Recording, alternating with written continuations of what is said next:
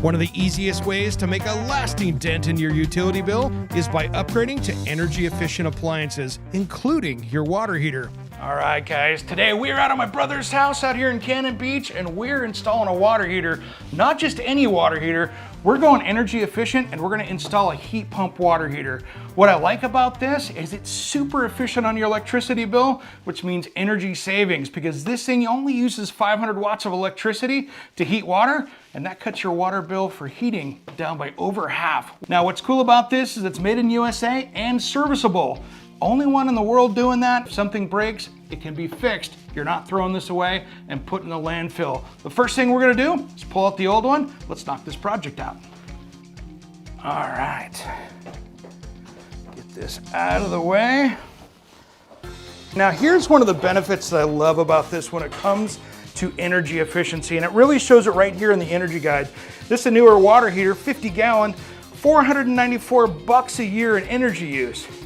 We go over to the 80 gallon, $193, and that is a huge savings. So when you're doing a remodel like this, it is the perfect time to do this swap out. Yeah, it takes a little bit more space, but the energy savings is massive, and there's a lot of rebates out there that pay for this. Let me get this new big one moved over here, get it hooked up.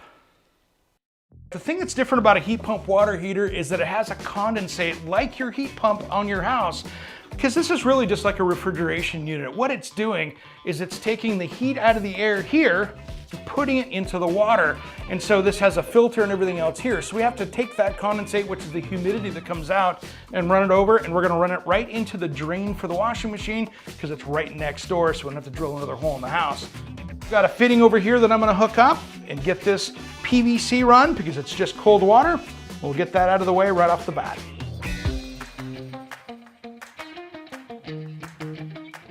You always use sealant when it's just two threads together, but if there's a rubber washer or O-rings, that O-ring or washer is doing the sealing for you. That's why when you hook up a garden hose, you don't have to use any sealant there.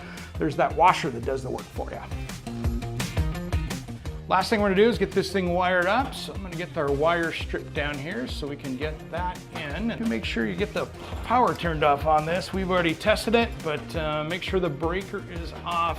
Since this is high voltage, this could be deadly if you make that mistake. Okay, now what we're gonna do is get these fed into the box down here. All right, so this is our air filter because this is like a refrigeration unit. Just works backwards. So I'm gonna set our filter in. All right, our next move here is to turn the water on and get this thing filled up before we turn water on, because that's how you hurt a water heater if it's dry inside.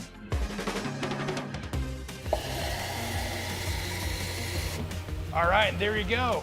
Hot water heater, small job, big savings.